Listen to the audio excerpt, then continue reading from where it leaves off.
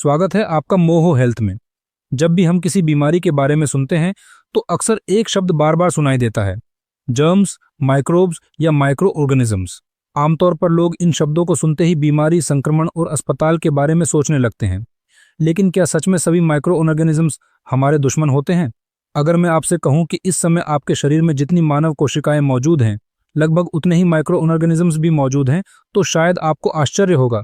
सच्चाई यह है कि हम माइक्रो ऑर्गेनिजम्स से घिरे हुए हैं। वे हमारी त्वचा पर हैं, हमारे मुंह में हैं, हमारी आंतों में हैं, हवा में हैं, पानी में हैं, मिट्टी में हैं और यहाँ तक कि उन जगहों पर भी मौजूद हैं जहाँ इंसान का जीवित रहना लगभग असंभव है। दिलचस्प बात यह है कि अगर पृथ्वी से सभी माइक्रो ऑर्गेनिजम्स अचानक गायब हो जाएं, तो केवल बीमारियां ही खत्म नहीं होंगी, बल्कि जीवन का पूरा संतुलन बिगड़ जाएगा। पौधों का विकास रुक जाएगा, पोषक तत्वों का चक्र रुक जाएगा और मानव जीवन भी लंबे समय तक संभव नहीं रहेगा। यही कारण है कि माइक्रो ऑर्गेनिजम्स का अध्ययन केवल चिकित्सा विज्ञान के लिए ही नहीं, बल्कि पूरे जीव विज्ञान के लिए अत्यंत महत्वपूर्ण माना जाता है। आज की इस वीडियो में हम माइक्रो ऑर्गेनिजम्स की दुनिया को बिल्कुल शुरुआत से समझेंगे। हम जानेंगे कि माइक्रो ऑर्गेनिजम्स क्या होते हैं, वे इतने महत्वपूर्ण क्यों हैं, वे कहाँ पाए जाते हैं, उनका इतिहास क्या है और हमारे शरीर के साथ उनका क्या संबंध है। तो चलिए शुरुआत करते हैं सबसे बुनियादी सवाल से। माइक्रो ऑर्गेनिजम्स क्या होते हैं? माइक्रो ऑर्गेनिजम्स, जिन्हें माइक्रोब्स भी कहा जाता है, ऐसे जीव होते हैं जो इतने छोटे होते हैं कि उन्हें हम अपनी नंगी आंखों से नहीं देख सकते। इनको देखने के लिए माइक्रोस्कोप की आवश्यकता होती है। माइक्रो ऑर्गेनिज्म शब्द दो शब्दों से मिलकर बना है। माइक्रो का अर्थ होता है बहुत छोटा और ऑर्गेनिज्म का अर्थ होता है जीव, अर्थात ऐसा जीव जो इतना छोटा हो कि उसे देखने के लिए विशेष उपकरण की जरूरत पड़े। हालांकि ये समझना जरूरी है कि सभी माइक्रो ऑर्गेनिजम्स एक जैसे नहीं होते। कुछ केवल एक कोशिका से बने होते हैं, जबकि कुछ अपेक्षाकृत अधिक जटिल संरचना वाले होते हैं। माइक्रो ऑर्गेनिजम्स की दुनिया बेहद विविध है। इसमें bacteria, virus, fungi, protozoa, algae और कुछ पैरासिटिक वर्म्स भी शामिल किए जाते हैं।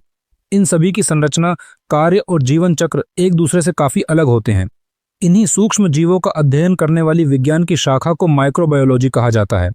आज माइक्रोबायोलॉजी आधुनिक चिकित्सा, laboratory science, biotechnology, food industry, agriculture और एनवायरमेंटल साइंस का एक महत्वपूर्ण हिस्सा बन चुकी है। माइक्रो ऑर्गेनिजम्स की खोज कैसे हुई? आज हम जानते हैं कि हमारे आसपास असंख्य माइक्रो ऑर्गेनिज्म मौजूद हैं, लेकिन हमेशा से ऐसा नहीं था। कई सदियों तक लोगों को यह पता ही नहीं था कि संक्रमण और संक्रामक रोगों के पीछे वास्तविक कारण क्या है। उस समय यह माना जाता था कि बीमारियां खराब हवा, दैवी शक्तियों या अन्य रहस्यमय कारणों से होती हैं। स्थिति तब बदली जब 17वीं शताब्दी में एक डच वैज्ञानिक एंटोनी वॉन ल्यूवेनहोक ने अपने द्वारा बनाए गए माइक्रोस्कोप की सहायता से पहली बार सूक्ष्म जीवों को देखा। उन्होंने पानी की बूंदों और अन्य नमूनों में छोटे छोटे जीवों को देखा और उन्हें एनिमल्क्यूल्स नाम दिया। यही वह क्षण था जिसने माइक्रोबायोलॉजी की नींव रखी। इसके बाद 19वीं शताब्दी में लुई पेस्टर ने यह सिद्ध किया कि माइक्रो ऑर्गेनिजम्स विभिन्न जैविक प्रक्रियाओं में महत्वपूर्ण भूमिका निभाते हैं और कई रोगों का कारण भी बन सकते हैं। फिर रॉबर्ट कोच ने यह साबित किया कि विशेष रोगों के पीछे विशेष माइक्रो ऑर्गेनिजम्स जिम्मेदार होते हैं। उनकी खोजों ने जर्म थ्योरी ऑफ डिजीज को जन्म दिया, जो आधुनिक चिकित्सा की सबसे महत्वपूर्ण अवधारणाओं में से एक है। आज जो इन्फेक्शन कंट्रोल, स्टेरिलाइजेशन, वैक्सीनेशन और एंटीबायोटिक थेरेपी हम देखते हैं, उनकी नींव इन्हीं वैज्ञानिक खोजों पर आधारित है। माइक्रो ऑर्गेनिजम्स इतने महत्वपूर्ण क्यों हैं? अब सवाल आता है कि इतने छोटे जीव आखिर इतने महत्वपूर्ण क्यों माने जाते हैं? कारण यह है कि उनका प्रभाव उनके आकार से कहीं अधिक बड़ा होता है। माइक्रो ऑर्गेनिजम्स पृथ्वी पर जीवन के सबसे पुराने रूपों में से हैं। वैज्ञानिकों का मानना है कि वे अरबों वर्षों से पृथ्वी पर मौजूद हैं। वे जैविक पदार्थों को तोड़ने का कार्य करते हैं, वे न्यूट्रिएंट साइकिलिंग में भाग लेते हैं, वे मिट्टी की उर्वरता बनाए रखने में मदद करते हैं, भोजन उत्पादन में उपयोग किए जाते हैं, वे दवाइयों के निर्माण में उपयोग किए जाते हैं और वे मानव स्वास्थ्य को प्रभावित करने वाले सबसे महत्वपूर्ण कारकों में से एक हैं। कुछ माइक्रो ऑर्गेनिजम्स के बिना दही, पनीर, ब्रेड, सिरका और कई अन्य खाद्य पदार्थ बनाना संभव नहीं होता। इसी प्रकार कई एंटीबायोटिक्स भी माइक्रो ऑर्गेनिजम्स से प्राप्त की जाती हैं। यदि कोई पूछे कि माइक्रो ऑर्गेनिजम्स कहाँ पाए जाते हैं, तो सबसे सटीक उत्तर होगा लगभग हर जगह। वे मिट्टी में पाए जाते हैं, वे नदियों, झीलों और समुद्रों में पाए जाते हैं, वे हवा में पाए जाते हैं, वे पौधों और जानवरों के शरीर पर पाए जाते हैं, वे हमारे शरीर के अंदर भी मौजूद होते हैं। इतना ही नहीं, कुछ माइक्रो ऑर्गेनिजम्स अत्यधिक गर्म वातावरण में भी जीवित रह सकते हैं, जबकि कुछ अत्यधिक ठंडे क्षेत्रों में भी। कुछ माइक्रो ऑर्गेनिजम्स एसिडिक वातावरण में जीवित रहते हैं। जबकि कुछ अत्यधिक अल्कलाइन परिस्थितियों में भी जीवित रह सकते हैं। ऐसे जीवों को एक्सट्रीमोफाइल्स कहा जाता है। इनकी उपस्थिति हमें यह समझने में मदद करती है कि जीवन कितनी डाइवर्स कंडीशंस में संभव हो सकता है। ह्यूमन माइक्रोबायोम क्या है? अब हम एक बहुत ही रोचक विषय पर आते हैं जिसे ह्यूमन माइक्रोबायोम कहा जाता है। अधिकांश लोग सोचते हैं कि उनका शरीर केवल ह्यूमन सेल्स से बना है, लेकिन वास्तविकता इससे कहीं अधिक रोचक है। हमारे शरीर में खरबों माइक्रो ऑर्गेनिजम्स रहते हैं। ये माइक्रो ऑर्गेनिजम्स हमारी त्वचा, मुंह, नाक, आंतों और शरीर के कई अन्य हिस्सों में मौजूद रहते हैं। इन सभी माइक्रो ऑर्गेनिजम्स के समूह को ह्यूमन माइक्रोबायोम कहा जाता है। विशेष रूप से हमारी आंतों में रहने वाले माइक्रो ऑर्गेनिजम्स हमारे स्वास्थ्य में महत्वपूर्ण भूमिका निभाते हैं। वे भोजन के पाचन में मदद करते हैं, वे कुछ विटामिनों के निर्माण में सहायता करते हैं, वे हार्मफुल माइक्रो ऑर्गेनिजम्स को बढ़ने से रोकते हैं और वे हमारी इम्यून सिस्टम को प्रशिक्षित करने में भी मदद करते हैं।